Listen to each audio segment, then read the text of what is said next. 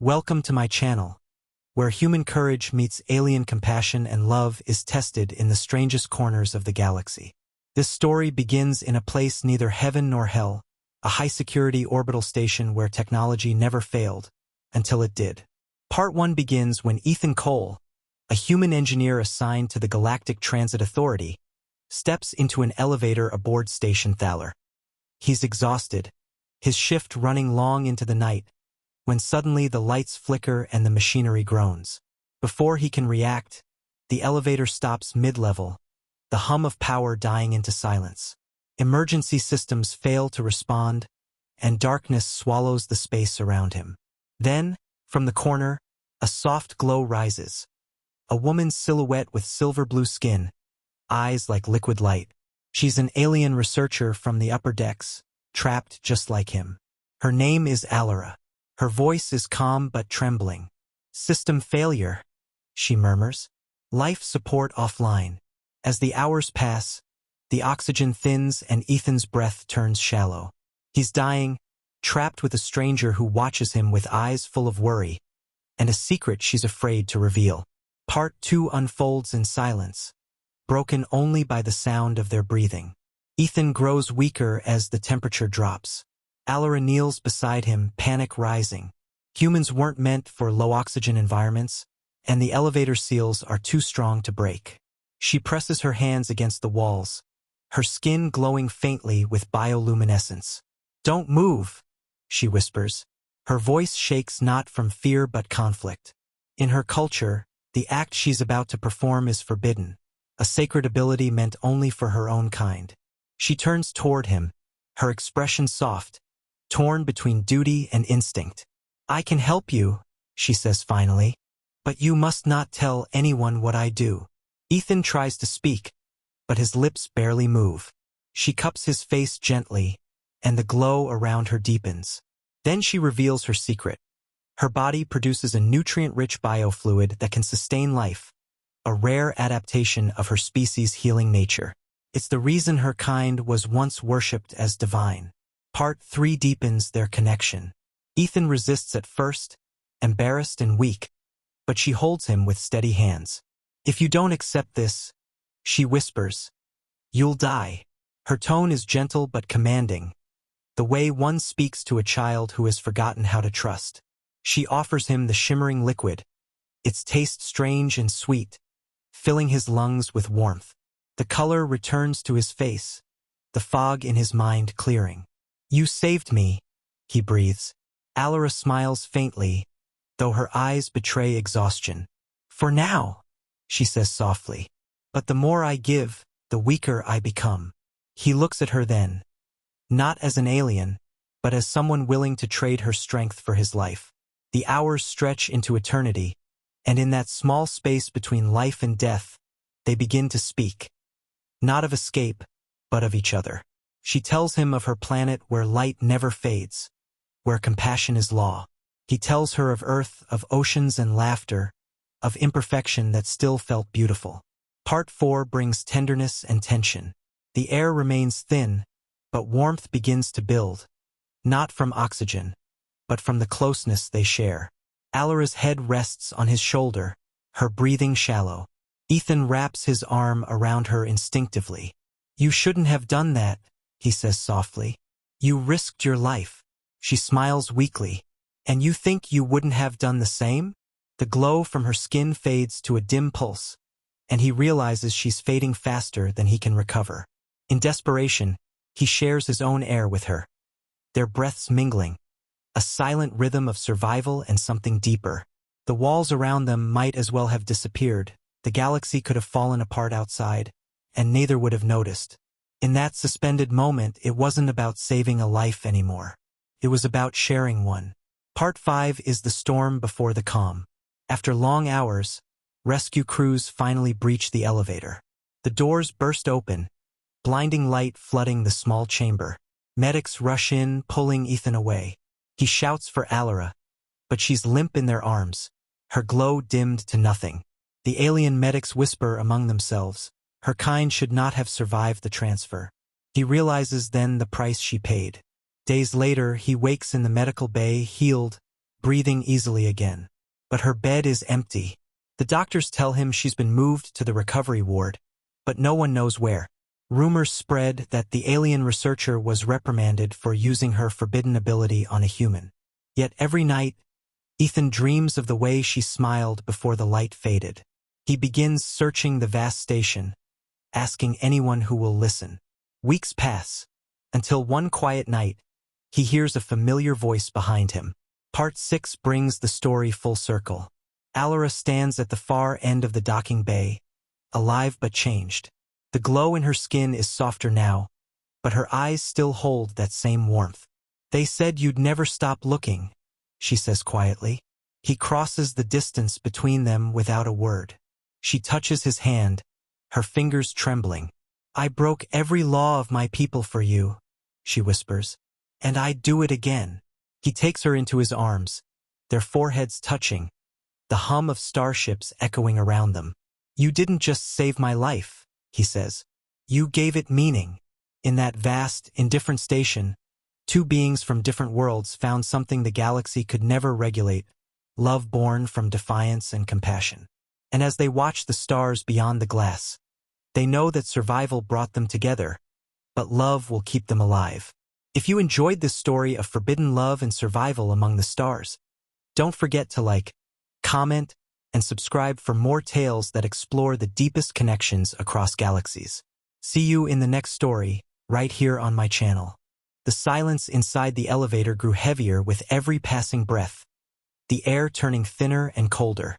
Ethan leaned against the metallic wall, trying to stay conscious as the dim red emergency lights flickered weakly overhead. His chest tightened, every inhale shallow and desperate. Across from him, the alien woman stood perfectly still, her pale blue skin glowing faintly in the dark. She was unlike anyone he'd ever seen.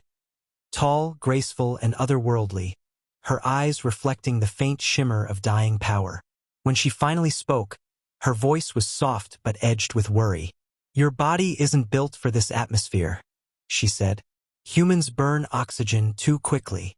Ethan managed a faint smile through the dizziness. "Guess we're not built for space elevators either." He tried to laugh, but it came out as a ragged cough. Alara moved closer, her hands glowing softly as she examined him. Her fingers brushed his neck, feeling the weak pulse beneath his skin. "Your oxygen levels are falling fast," she whispered, more to herself than to him. "If we don't stabilize you soon, you'll lose consciousness."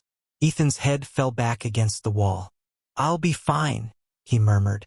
"Just a little tired." But his eyes were already closing. Panic flashed across her face. She pressed a hand to the wall panel, trying to reroute power through her interface crystal. But the system was dead. The emergency channels had failed. The two of them were sealed inside a chamber floating between levels, cut off from the station above and the world below. For a long moment, she simply stared at him, her mind racing. The rules of her people forbade what she was thinking, a biological act meant only for bonding pairs. But every instinct inside her screamed to save him. She took a deep breath, her chest rising and falling as faint lines of light pulsed beneath her skin. "Ethan," she whispered, shaking his shoulder gently.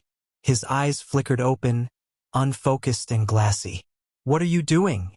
he breathed. "Helping you," she said, her voice trembling. She hesitated, looking into his face. This fragile, stubborn creature who had smiled even as death closed in. Then she unfastened the clasp at her collar, revealing the faint luminescence beneath her skin. "My body can create a sustenance compound," she whispered, almost as if ashamed. "It's meant to feed newborns of my species and heal the wounded. It can keep you alive, but you must trust me." Ethan blinked slowly, his mind clouded by exhaustion. "You don't have to," he said weakly. "I'll survive." But she shook her head, tears glimmering in her luminous eyes. "No, you won't." Her voice softened, almost breaking. "And I won't let you die here." With trembling hands, she brought the glowing substance to his lips. He hesitated only a moment before instinct took over, and warmth spread through his chest like fire. The pain in his lungs eased, his heartbeat steadied, and his vision cleared. He looked at her in disbelief, his voice a whisper. What did you do? Alara's glow dimmed slightly, fatigue clouding her expression. I gave you part of my strength, she murmured. But it takes from me each time I do. Ethan wanted to protest, but before he could speak, her legs gave way, and he caught her as she fell against him. Her skin was cool, her breath faint. For the first time since the elevator stopped, he felt something other than fear. He felt the weight of her sacrifice, the fragile thread binding two lives that had no reason to meet.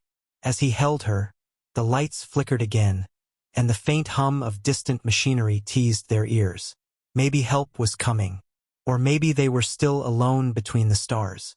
But in that quiet, half-lit chamber, something had changed. Two strangers had crossed a boundary neither of their worlds could ever understand. And for Ethan, that single act of trust felt more powerful than any miracle science had ever created. The faint hum of the stalled elevator filled the silence, a reminder that they were suspended between two worlds, one above, one below, and that time itself seemed frozen. Ethan felt warmth slowly returning to his chest, the dizziness lifting just enough for him to see Alara kneeling beside him, her skin dimly glowing in soft blue light. Her face was pale, her breathing shallow.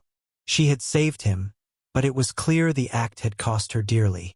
You shouldn't have done that, he whispered, guilt heavy in his voice. She looked up at him, her expression calm but weary. I had no choice, she said softly. Your body would have failed within minutes. My kind can share our life force, but it drains us. Her words hung in the air, fragile and quiet. Ethan struggled to sit up, his hand instinctively reaching to steady her. Then let me help you, he said, but she shook her head. Humans can't. What I gave you was more than food. It was part of me. He didn't know how to answer that. The elevator lights flickered again, faint sparks illuminating the metallic walls. Alara leaned against him, her head resting briefly on his shoulder. You have strange courage, she murmured. Most humans fear us. Ethan gave a weak laugh. You saved my life. Hard to fear someone who's keeping me breathing. She looked up at him then, her eyes shimmering like molten silver. I didn't do it for gratitude, she said. I did it because something about you felt alive in a way my people forgot. Her confession made his pulse quicken. He studied her closely, realizing that beneath the alien grace was someone just as fragile, just as lost as he was. Hours passed in a strange kind of stillness. The elevator creaked occasionally, metal groaning under the weight of silence. Ethan and Alara talked in whispers, as if afraid to disturb whatever fragile bond had formed between them. She told him about her world, a place of eternal light where emotions were considered primitive, where compassion had been replaced by intellect. We were once creators, she said, tracing a glowing pattern on the wall with her fingertip. Now we're caretakers of machines. My kind calls it progress, but sometimes I wonder if we've lost more than we gained. He listened, his gaze never leaving her face. Maybe that's why you helped me, he said quietly. You just wanted to feel something real again. Her lips curved into a faint, bittersweet smile. Maybe I did. The cold air pressed around them, but something warm began to stir between their words. He found himself brushing a strand of her luminescent hair away from her cheek. She didn't pull away. You're not what I expected, she said softly. Humans always fight, always burn. But you listen. He smiled faintly. Guess you've met the wrong kind of humans. Her laugh was quiet and musical, fading into the stillness. For a moment, the elevator wasn't a prison anymore. It was a cocoon. Two beings from different worlds, bound by survival, drawn by something neither could name. Then, her glow dimmed suddenly. She winced, clutching her chest. Ethan caught her before she could fall, panic flaring in his eyes. Alara, what's happening? She looked at him weakly, her voice faint. The exchange, it's unstable. My body's still feeding you energy. He held her tightly, refusing to let her slip away. Then stop it, he said. Take it back. She shook her head slowly, a faint tear glistening on her cheek. It doesn't work that way. He felt her pulse weaken, her breath slowing against his neck. "You can't die for me," he whispered fiercely.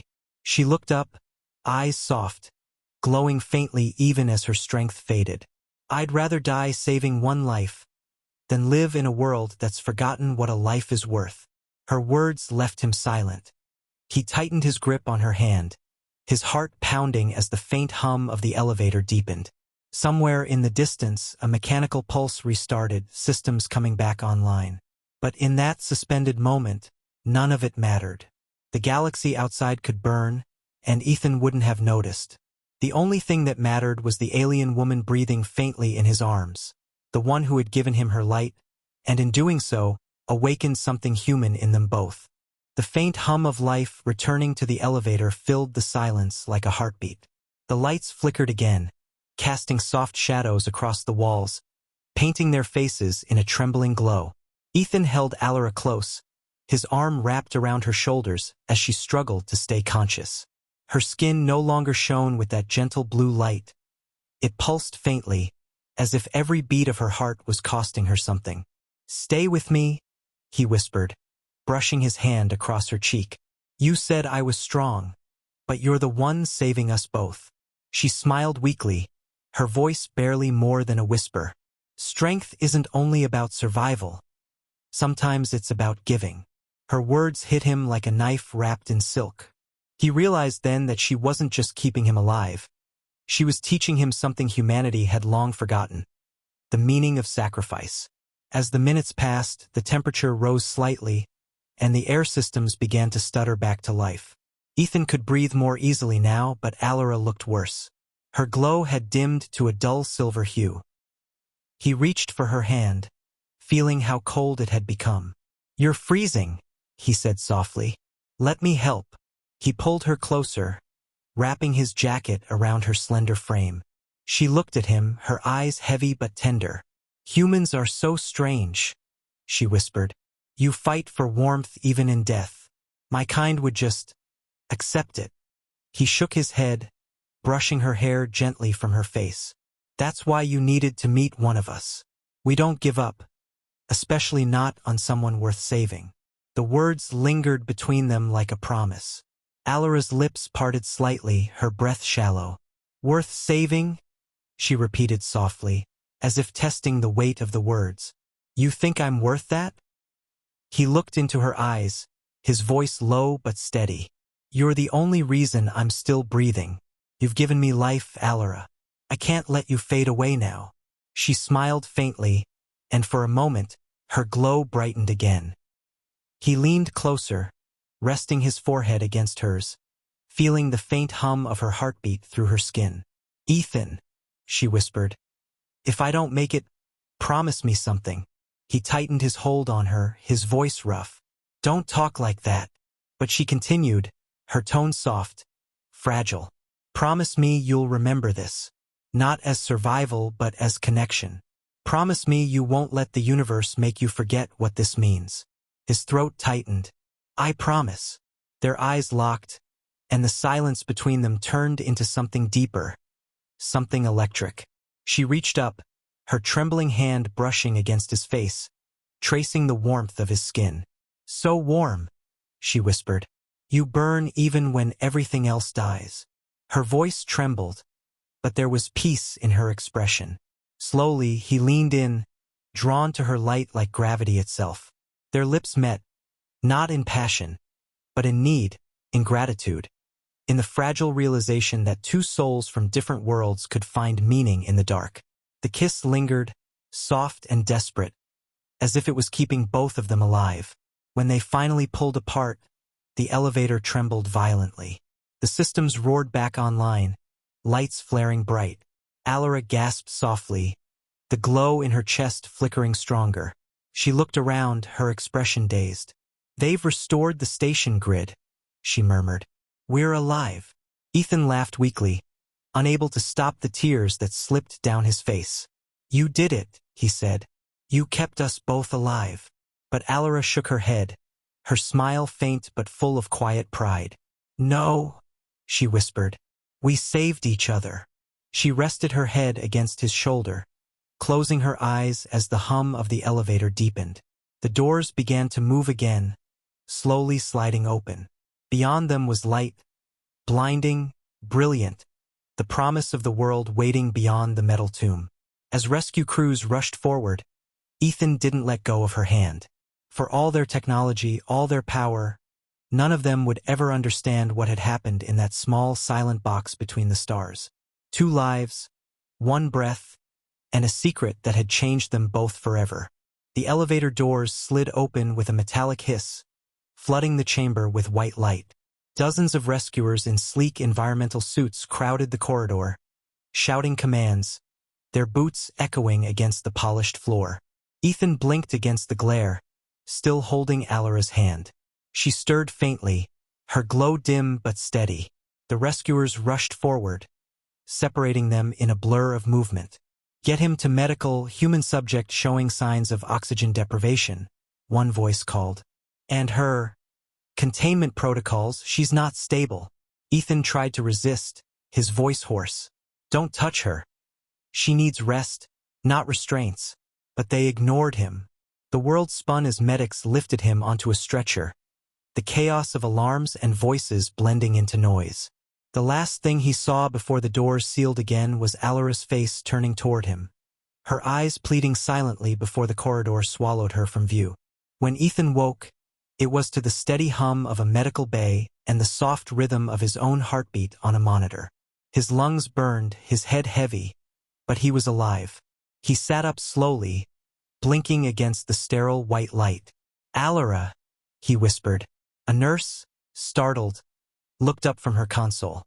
"The alien woman?" she asked carefully. "She's in isolation." Ethan swung his legs off the bed despite her protests. "Where?" he demanded. "Take me to her." The nurse hesitated, then looked away. "She's under review by the Bioethics Council. They said she violated interspecies law by performing a forbidden transference. You're not allowed near her." He felt a cold anger rise inside him.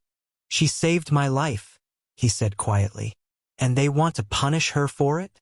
The nurse didn't respond, only lowered her gaze. That night, when the medbay lights dimmed for shift change, Ethan slipped out. The hallways were empty, the air thick with the hum of distant engines. He followed the faint glow of security beacons, every step guided by instinct more than reason. He found the isolation ward, a small glass chamber at the end of a narrow corridor. Inside, Alara sat alone on the cold floor, her hands clasped loosely in her lap. Her glow had faded to a faint shimmer, but her eyes were as bright as ever when she saw him. "You shouldn't be here," she said softly, her voice muffled through the glass. "They'll lock you away too." He pressed a hand to the barrier, his breath fogging the surface. "Let them try," he said. "I'm not leaving you again." She rose slowly, every movement tired but graceful. "Ethan," she whispered, "what we did, it's forbidden for my kind. They see it as corruption. If they knew how much I gave, they would erase me completely. You can't save me from that." His voice cracked as he said, "Then I'll save what matters." He placed his hand against the glass where hers met it on the other side. The thin barrier buzzed faintly, separating them by rules written by worlds that had never understood love. "You told me to remember this," he said quietly. "Not as survival, but connection. I can't forget that, and I won't let them bury it." Her eyes softened, a faint smile curving her lips. "You always find strength in hopeless places," she murmured. "Maybe that's what makes you human." Footsteps echoed in the hallway. The guards were coming. Ethan looked toward the sound, then back at her. "They can cage you," he said, "but they can't take this away." She pressed her palm harder against the glass, her light brightening just enough to illuminate the space between them. "Then promise me," she said softly. "Promise me you'll live as if every breath matters, because part of me lives inside you now." He nodded, tears slipping down his face. "I promise." The guards reached him, dragging him back down the corridor as alarms blared. Through the chaos, he caught one last glimpse of her face framed in white light, calm and luminous even as the doors closed between them. Days later, reports spread across the station. Alara's transfer order had been executed. She was gone, reassigned to an unknown destination. No one spoke of it, but whispers filled the corridors. Some said she had been punished. Others said she had simply vanished. Ethan spent his days walking the same route to the isolation wing, staring at the empty room. The world felt colder, emptier. But at night, when he closed his eyes, he could still feel a faint warmth pulsing beneath his chest, a soft echo of her light, alive inside him. And he knew, wherever she was, they hadn't erased her completely. They couldn't, because what she gave him wasn't just survival, it was the kind of love that refuses to die, even when the universe tries to bury it. Weeks passed, and the station above the gas giant returned to its usual rhythm. Shuttles came and went, lights flickered across the orbital ring, and the sound of machinery filled every corridor. To everyone else, life had moved on. But for Ethan, time had stopped the day Alara vanished. He still felt her in every breath, a whisper of warmth deep in his chest that refused to fade. He worked again, fixing engines, repairing systems, but every hum of electricity reminded him of the elevator where she had given him her light. Sometimes he would stop and glance at the stars through the viewport, wondering which one she might be under now.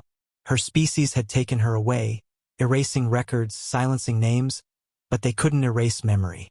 He had seen her sacrifice, her strength, her love, and it lived inside him like a second heartbeat. Then, one silent night, as the station drifted through shadow, a signal reached his console. It wasn't on any known frequency, just a pulse of sound that repeated over and over, soft and rhythmic. He almost dismissed it until he noticed the pattern: 3 long beats, 2 short, 1 faint whisper of static at the end. It wasn't random. It was her heartbeat. His chest tightened, the warmth returning with sudden force. He followed the signal through coded frequencies, tracing it to the outer sectors, far beyond the patrol zones. The coordinates led to the edge of the system, a place uncharted and forgotten. He hesitated for only a moment before deciding.